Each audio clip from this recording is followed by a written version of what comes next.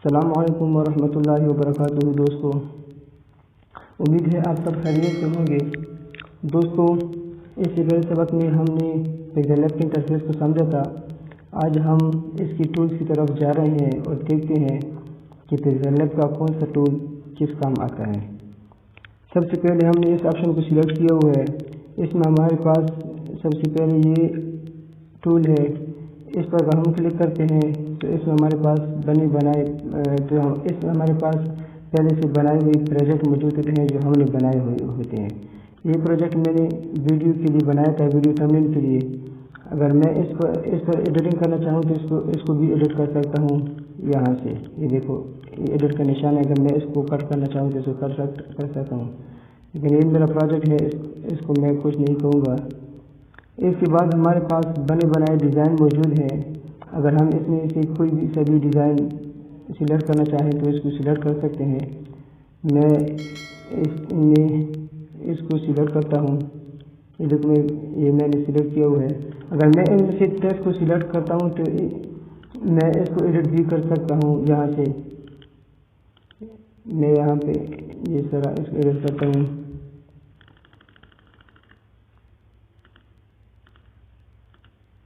Lucky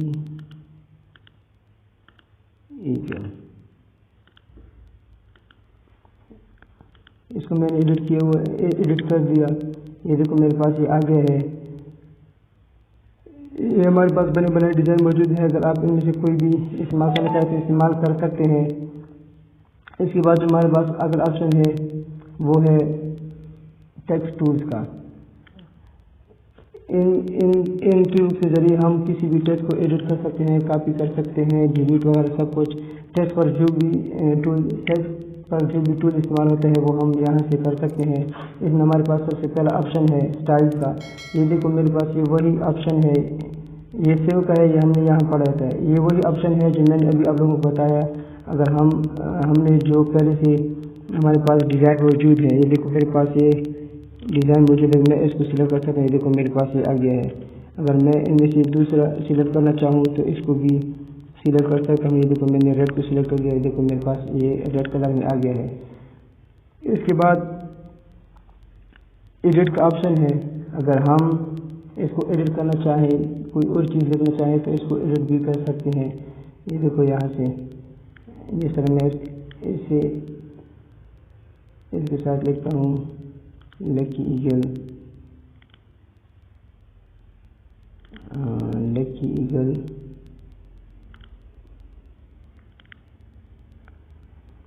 चलो सही, इसमें रहने देता हूँ। इसको कोई भी एडिटिंग नहीं करता हूँ इस पर। अगर मैं इसको सिलेक्ट करता हूँ तो इसमें से देखो मेरे पास बहुत सारे टूल नज़र आ रहे हैं। लेकिन अगर मैं इसको डी सिलेक्ट कर लूँ तो देखो मेरे पास सिर्फ और सिर्फ दो ही ऑप्शन मौजूद हैं यहाँ पर। ये ऑप्शन कोर्स का जो है ये हमने ऊपर पढ़ा है इंटरफेस के सबक में। ये ऑप्शन हमने नहीं पढ़ा। हम इसको अगर सिलेक्ट कर देंगे, देखो मेरे पास न्यू टेक्स्ट आ गया है। अगर हम इसको एडिट करना चाहें तो यहाँ से एडिट कर सकते हैं। ये देखो मैंने इसको डिलीट कर दिया। मैं यहाँ पे दोबारा लिखता हूँ लकी ईगल। मैं इसको एडिट करता हूँ। ये एडिट हो गया। ये मेरे पास यहाँ पे आ गया है। देखो मैंने न्यू एडिटिंग की है, ये मेरे पास आ गया। यहाँ से हम इसको रोटेट भी कर सकते हैं। इसका दूसरा ऑप्शन भी इधर मौजूद है। हम वहाँ से इसको सही तफसील से पढ़ेंगे। इसके बाद जो अगला ऑप्शन है ये डिलीट का है। अगर हम इनमें से किसी भी टेक्स्ट को डिलीट करना चाहें तो यहाँ से डिलीट कर सकते हैं। जिस तरह मैंने इसको सिलेक्ट किया हुआ है। अगर मैं इसको डिलीट करना चाहूँ, अगर मैं इसको यहाँ से डिलीट करना चाहूँ तो डिलीट कर सकता हूँ। ये देखो ये मैंने डिलीट कर दिया। अब मैं इसको दोबारा सिलेक्ट करता हूँ। इसमें हम देखते हैं अगले टूल्स के और टूल्स किस काम आते हैं हमारे पास। ये तीसरा टूल है कॉपी का। अगर हम इसी टेक्स्ट को दोबारा कॉपी करना चाहें तो इसको यहाँ से कॉपी कर सकते हैं। जितनी भी कॉपी हम बनाना चाहें तो ये देखो बना सकते हैं। देखो मेरे पास बहुत सारी कॉपी हैं, लेकिन हमारे पास बहुत सारे का ज़रूरत ही नहीं है। हम इसको डिलीट करते हैं। मैं यहाँ पर सिर्फ एक ही छोड़ देता हूँ यहाँ पे हमारे काम के लिए। ये कॉपी के टूल हमारे पास तब इस्तेमाल होते हैं जब हम किसी एक टेक्स्ट पर बहुत सारे इफेक्ट्स अप्लाई करना चाहें, तो हम इसको किसी टेक्स्ट को कॉपी कर सकते हैं और इस पर वो इफेक्ट लगा सकते हैं जो हम चाहें। इसके बाद चौथा ऑप्शन है फ्रंट का। अगर हम किसी टेक्स्ट को कोई टेक्स्ट हमारे पास बैक में पड़ा हुआ है और हम इसको फ्रंट में लाना चाहें, तो यहाँ से टू फ्रंट से सिलेक्ट करके इसको फ्रंट में ला सकते हैं। यहाँ पर मेरे पास एक ही टेक्स्ट है, मैं यहाँ पे दूसरा टेक्स्ट लाता हूँ कॉपी। इसकी मैं कलर को चेंज करता हूँ ताकि आप लोगों को सही समझ में आ जाए। मैं यहाँ कलर में आता हूँ और इसको वाइट कर देता हूँ। इसको मैंने सिलेक्ट कर दिया। अब ये देखो, ये वाइट कलर, वाइट टेक्स्ट जो हमारे पास मौजूद है, ये हमारे पास रेड के ऊपर पड़ा हुआ है। अगर हम रेड को ऊपर लाना चाहें तो इस पर टू फ्रंट का ऑप्शन टूल सिलेक्ट करके इसको फ्रंट में ला सकें। जिस तरह मैंने टू फ्रंट का ऑप्शन सिलेक्ट किया, ये देखो हमारे पास टेक्स्ट टूल रेड टेक्स्ट जो है वो वाइट टेक्स्ट के ऊपर आ गया है। इसके बाद हमारे पास जो अगला टूल है वो है टू बैक का। वो सेम टू फ्रंट की तरह है, लेकिन हम टू फ्रंट में तो बैक वाले टेक्स्ट को आगे लाते थे, इसमें हम आगे वाले को बैक पे लेके जाएंगे। जिस तरह मेरे पास रेड टेक्स्ट जो है वो वाइट टेक्स्ट के ऊपर पड़ा हुआ है। अगर मैं चाहूँ रेड टेक्स्ट नीचे चला जाए और वाइट ऊपर आ जाए, तो मैं इस रेड टेक्स्ट को सिलेक्ट करके यहाँ पे टू बैक को सिलेक्ट करूँगा, टू बैक पे क्लिक करूँगा। ये देखो, ये वाइट टूल ऊपर आ गया है और रेड टूल नीचे चला गया है, ये देखो। इसके बाद हमारे पास अगला ऑप्शन है पोजीशन का।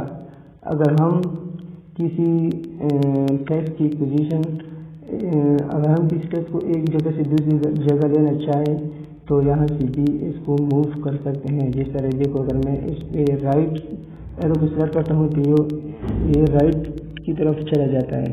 अगर मैं इस पर लेफ्ट एरो को सिलेक्ट कर दूँ तो ये देखो, ये लेफ्ट की तरफ जा रहा है। अगर मैं इस पर इसी टेक्स्ट पर ऊपर वाले टूल को सिलेक्ट कर दूँ, ऊपर वाले एरो को, तो ये देखो ये ऊपर जा रहा है। लेकिन अगर मैं इस पर नीचे वाले को चला गया, अगर मैं इस पर नीचे वाले को सिलेक्ट कर दूँ तो ये नीचे चला जाता है। देखो, ये हम अगर टेक्स्ट को एक जगह से दूसरी जगह लेना चाहें तो ये टूल इस्तेमाल कर सकते हैं। इस ऊपर जो हमारे पास ये निशान नज़र आ रहे हैं, ये हम इसको तब यूज़ करते हैं जब हम, जिस तरह हमारे पास ये ऐसा ऊपर जा रहा है, ये देखो हमारे पास ऐसा ऐसा ऊपर जा रहा है। लेकिन अगर हम ये चाहें कि ये बहुत तेज़ी से ऊपर जाए, ज़्यादा जंप लगाए, तो हम इसको ज़्यादा कर देंगे। तो जब फिर इसको सिलेक्ट कर देंगे, देखो बहुत लंबी छलांगे लगा रहा है।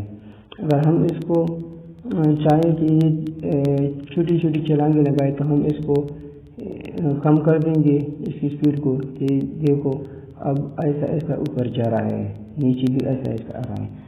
ये हम तब यूज़ करते हैं जब हमारे पास मखसूस जगह हो और हम इस तरह इसको सिर्फ वहाँ पे नहीं कर पा रहे हो माउस के ज़रिए या टच के ज़रिए, तो हम इसको यहाँ से वहाँ सेट करेंगे। इसके बाद जो अगला ऑप्शन है वो है रिलेटिव पोजीशन का। रिलेटिव पोजीशन में हम किसी टेक्स्ट को या फुल ऊपर लेके जाएंगे या फुल नीचे लेके लाएंगे, या एक तरफ या दूसरी तरफ, या लेफ्ट या राइट या सेंटर में। जब हम इसमें से मैं एक डिलीट कर देता हूँ, ये वाइट वाला डिलीट कर देता हूँ, यहाँ से ये डिलीट हो गया। अगर हम इसको रिलेटिव पोजीशन के टूल पर जाएंगे, अगर हम इसको, ये देखो ये हमारे पास यहाँ पे पड़ा हुआ है। अगर मैं इसको चाहूँ कि ये फुल ऊपर चला जाए, तो मैं इस ऑप्शन को, जब मैं इस टूल को सिलेक्ट कर दूँ तो ये फुल ऊपर चला जाएगा। ये देखो, अगर मैं इसके नीचे वाले ऑप्शन पे टूल पे सिलेक्ट कर लेता हूँ तो ये फुल नीचे चला जाएगा। लेकिन अगर मैं इसके लेफ़्ट टूल को सिलेक्ट कर दूँ तो ये लेफ़्ट की तरफ चला जाएगा। अगर राइट को सिलेक्ट कर दूँ तो ये राइट की तरफ चला जाएगा। अगर मैं इसको सेंटर में लाना चाहूँ तो ये दरमियान वाले टूल जो हैं हमारे पास यूज़ होते हैं सेंटर लाने के लिए। इस तरह देखो ये ऊपर और नीचे के सेंटर आ गया है। अगर मैं इसको सिलेक्ट करता हूँ तो ये इस तरह सेंटर में आ जाएगा। अगर हम किसी टेक्स्ट को ये चाहें कि ये फुल सेंटर में आ जाए, फुल सेंटर में हर तरफ फासला सेम हो, तो जब हम रेडियो पोजीशन को सिलेक्ट करते हैं और इनमें ये दरमियान वाले जो टूल्स नज़र आ रहे हैं, इन दोनों को जब हम सिलेक्ट करते हैं, इन दोनों को ये देखो ये फुल सेंटर में आ गया है। अगर आप इसको मेजर करना चाहें, नाप करना चाहें तो इसको नाप भी कर सकते हैं। अगर आप लोग शक है कि ये नहीं सेंटर में नहीं है, ये अब फुल सेंटर में आ गया है। दोस्तों आज के लिए इतना ही काफ़ी है। मिलते हैं अगले सबक में, तब तक इजाज़त दीजिए। अल्लाह हाफ़िज़।